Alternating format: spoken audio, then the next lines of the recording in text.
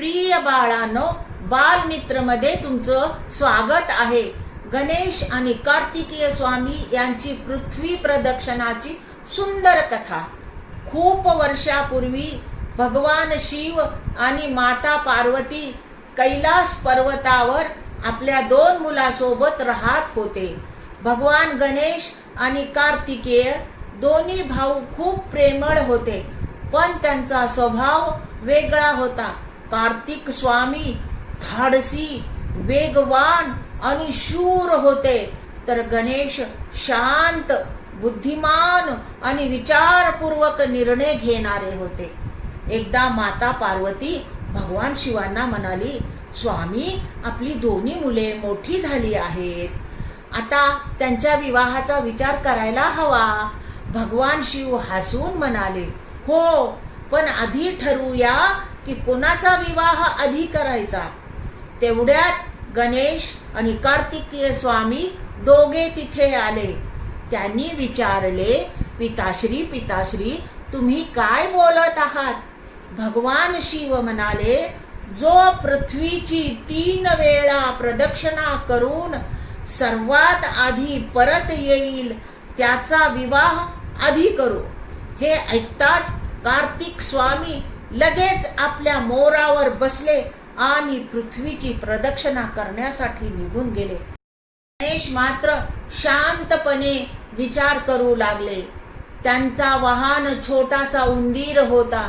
त्यांना समजलं की उंदरावर बसून पृथ्वीची प्रदक्षिणा करायला खूप वेळ लागेल आणि ते कार्तिक स्वामीपेक्षा आधी येऊ शकणार नाहीत। गणेशांनी थोडा विचार केला आणि मग हसतच ते आपल्या आई वडिलांजवळ गेले। त्यांनी भगवान शिव आणि माता पार्वती यांना नमस्कार केला आणि त्यांच्या 3 वेळा प्रदक्षिणा घातल्या।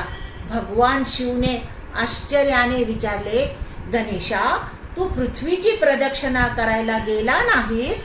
गणेश नम्रपणे म्हणाला, पिताश्री, माझ्यासाठी माझे आई वडील संपूर्ण जग आहेत।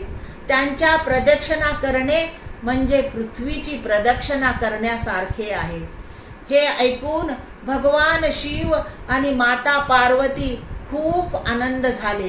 त्यांनी गणेशाला आशीर्वाद दिला आणि त्याला विजयी घोषित केले। थोड्या वेळाने कार्तिक स्वामी पृथ्वीची प्रदक्षिणा करून परत आले।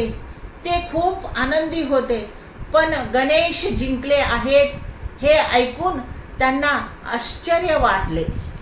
भगवान शिवांनी त्यांना सर्व सांगितले। कार्तिक स्वामीने गणेशाच्या बुद्धीचे कौतुक केले आणि त्यांना अभिनंदन केले। त्यानंतर गणेशाचा विवाह आधी झाला। त्यांचा विवाह रिद्धी आणि सिद्धी यांच्याशी झाला। पुढे त्यांना शुभ आणि लाभ असे 2 पुत्र झाले। कैलास पर्वतावर आनंदाचे वातावरण निर्माण झाले। सर्व देवांनी गणेशाच्या बुद्धीचे कौतुक केले। तर बाळांनो, ह्या गोष्टीतून आपल्याला काय बोध होतो बरं? बुद्धी ताकदीपेक्षा मोठी असते। आई वडिलांचा आदर करणे सर्वात मोठे कर्तव्य आहे। विचार करून घेतलेला निर्णय नेहमी योग्य ठरतो। नम्रपणा माणसाला महान बनवतो। म्हणून मुलांनो, आई वडिलांचा आदर करणारा माणूसच खरा बुद्धिमान असतो। तर बाळांनो, माझ्या चॅनलला लाईक करा, शेअर करा, सबस्क्राईब करा।